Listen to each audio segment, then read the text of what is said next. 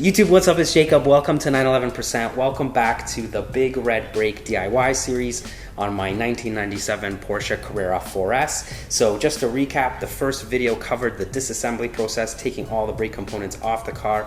I'm gonna link it in the card above. The second video is completely optional, and the step is completely optional, but basically I ran into some cosmetic issues with my calipers that required some attention, and since they were off the car anyway, I decided to tackle that myself, DIY. I'm not going to get into the details of that, but basically check it out if you want to. Then their third video covers the reassembly process and getting the car back on the road. So I'm going to rate this a 4 out of 10 on the DIY difficulty scale, 1 being as easy as taking your wheels off, 10 being as difficult as, like, you know, dropping the engine and doing like a full bottom end rebuild or something like that. I also created a list of tools and supplies in the description below, so check that out if you're going to be tackling this yourself. So without further ado, let's get started.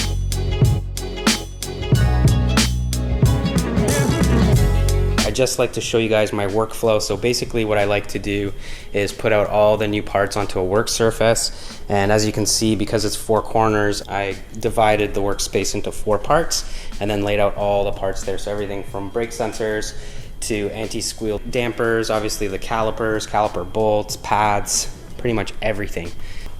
The rotors are just down here in boxes. I don't want to pull those out yet. And then of course some of the old hardware that I'm replacing. Don't mind the funnel there. So that's basically it. So now what we're going to do is start with the front and move our way to the back.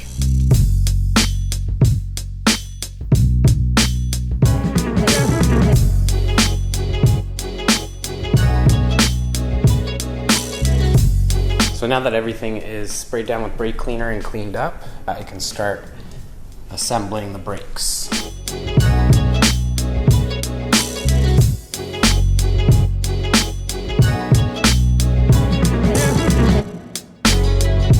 Guys, so now that the rotor is on, before continuing on any further, I'm going to come over here to this little box where I'm going to replace the brake pad wear sensor. This is why I kept the old one attached, just so that I could route it exactly the same way.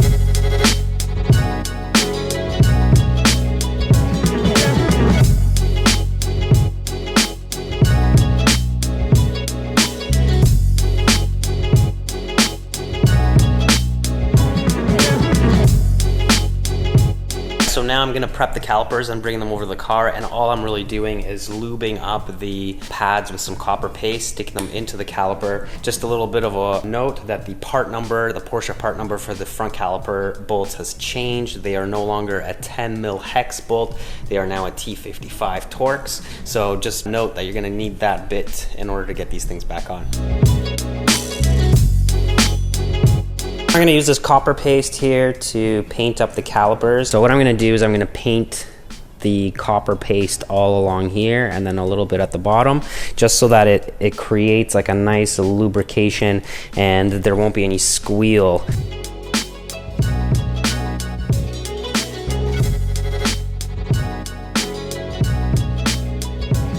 So I just have to interject here. The next step would have been to install these anti-squeal dampening devices here from Porsche. These are pretty expensive. There's 4 per caliper, so 16 in total. And I'm not going to be running these because in the last video, if you watched the caliper refresh video, the final consensus was that I'm going to be taking these calipers off over the winter time to be sent out and get refinished professionally. So to save myself the trouble and the headache of peeling these things off, because these glue into the pads, I'm just gonna omit running them. They're gonna be fine for the next month if I don't run them, so that's the plan. And anyways, let's get back to the DIY and get these calipers on.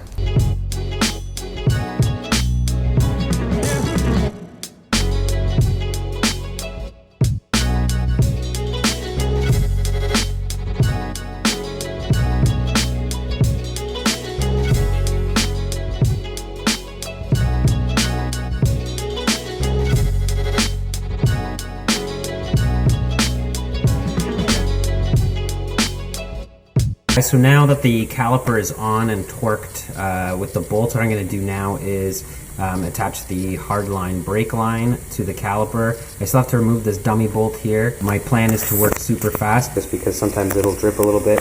So let's get to it.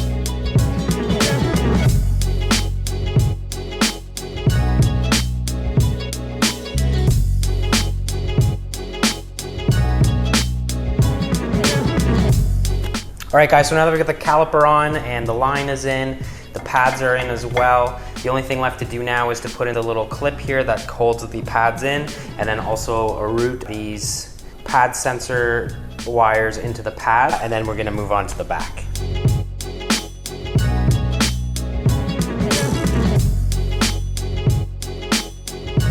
Okay, so now that the brakes are done up front here, I'm gonna move right to the back.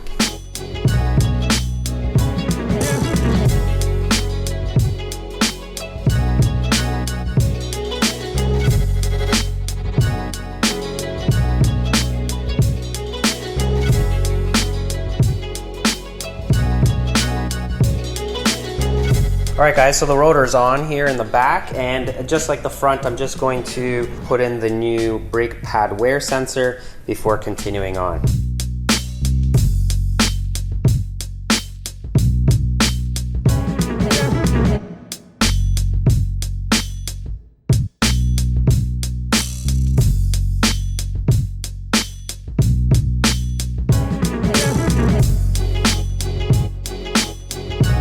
Guys, so for the rear caliper, what we're gonna do is we're gonna spin it right onto the line, and that is because it's easier to mate up the threads of the brake line to the caliper when it's off of the hub. That's the only difference between the front and the back, is pretty much how they connect. So basically, once again, we're gonna spin it on in the wheel well before attaching it to the hub, so let's do it.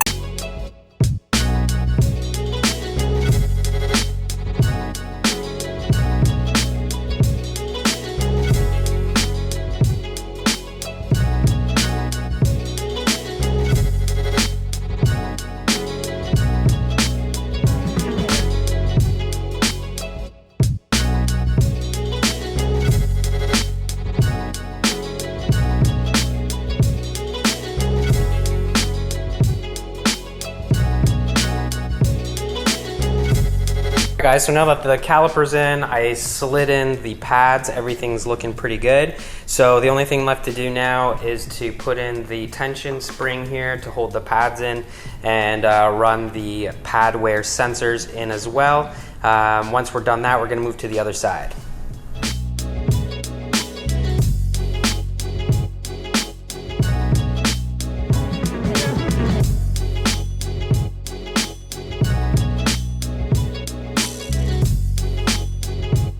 All right guys, so now that the brakes are assembled, I'm basically gonna do the exact same thing to the other side.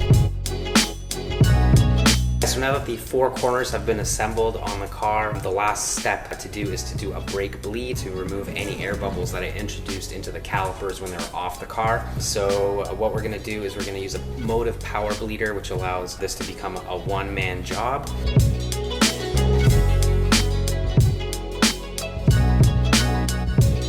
Started with the furthest away from the master cylinder. The master cylinder in this car is actually in a pedal assembly, and it's a left-hand drive car, so I'm going to start with the rear right wheel. I do have a four-wheel drive 993, so the Carrera 4, the Carrera 4S, and the turbo models have a 4-channel ABS with a ABD system, so it is recommended to flush the accumulator as well.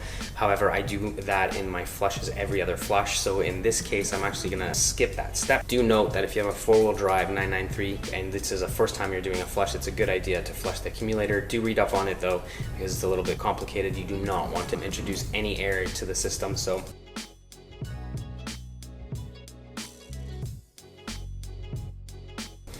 beware. With that being said, let's get started.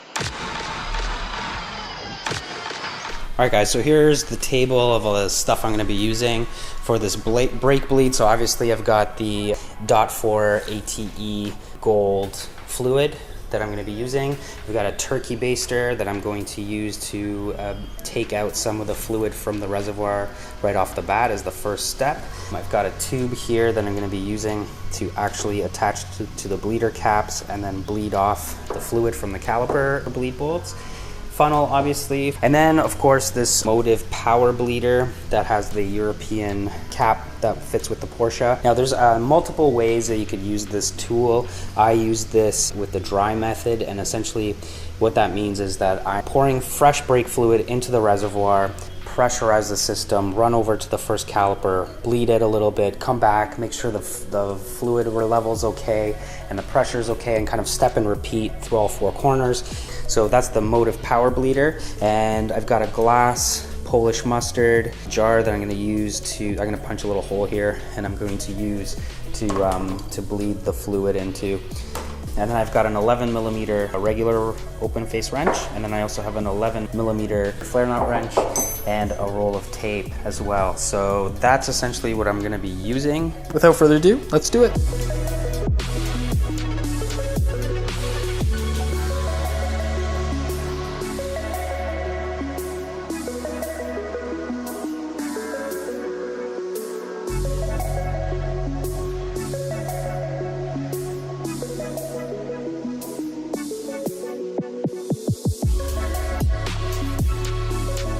Just finished turkey basting the old fluid out of the reservoir, and as you guys can see the line, you can see where the fluid is in the reservoir. I've also taped off the minimum line with green tape on the corner just for a quick glance, and that's just going to help me when I'm bleeding the brakes, just to quickly reference of where I'm at with the fluid. So that's where we're at, and I'm just going to fill this up to the top with some new fluid, and we're going to start with bleeding the brakes. And then I'll just show you guys.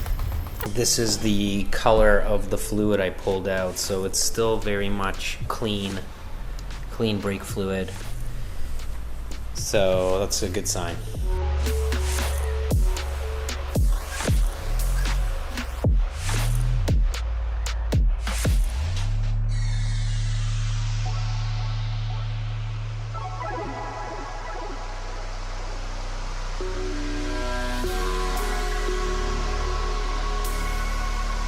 Okay, so the Motive is all set up here, so I've got it just down here on the step ladder, and I'm running it to the reservoir. And once again, to reiterate, it's going to be the dry method, so there's no fluid traveling in this at all. It's just the air pressure. And so basically I'm going to build this up to about 20 psi, and once that's pressurized, then what I'm going to do is come back here and get started on bleeding the rear caliper that's the furthest away from the master cylinder. And also I'm going to start with the inside bleed bolt, because this is apparently where, if there would be any air bubbles, this is the side that would probably most likely be on. And then just for the sake of doing it properly, I'm going to also bleed the other side. So that's the plan, and let's get started.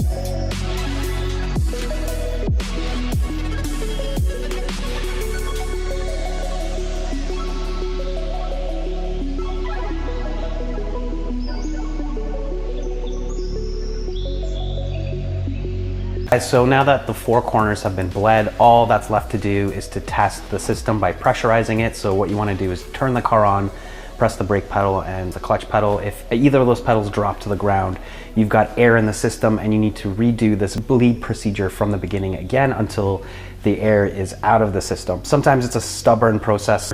Don't freak out if this happens. It's a very common thing depending on your situation. Sometimes you might have to bleed them 3 times.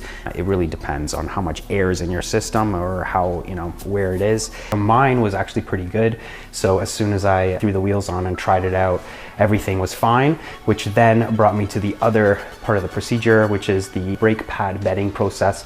And what I do here is I go for a quick drive where I about 10 to 15 times bring the car up to about 100 kilometers an hour, and then brake suddenly down to about 30 kilometers an hour. And I do that about 10 to 15 times. I've got a figure 8 loop close to my house with a freeway. So basically I get on the freeway, get off the freeway, get on and get off. The whole important thing to do is to not actually come to a full stop and keep your foot on the brake, because what's going to happen is you're going to get brake pad residue on the rotor, which is going to cause vibrations or even warping in some cases. So that's something to avoid. So that's basically the bedding process. And once that's all good and you've tested out that the car doesn't pull to any direction when you're applying the brakes, or there's no dragging from any of the calipers, you're pretty much ready to roll and enjoy your brand new brakes. So that's essentially the entire brake job. Thank you so much for watching. If you guys missed the first 2 parts of this series, check them out. This was actually filmed last year, and I'm just kind of doing the outro here because I was missing some footage.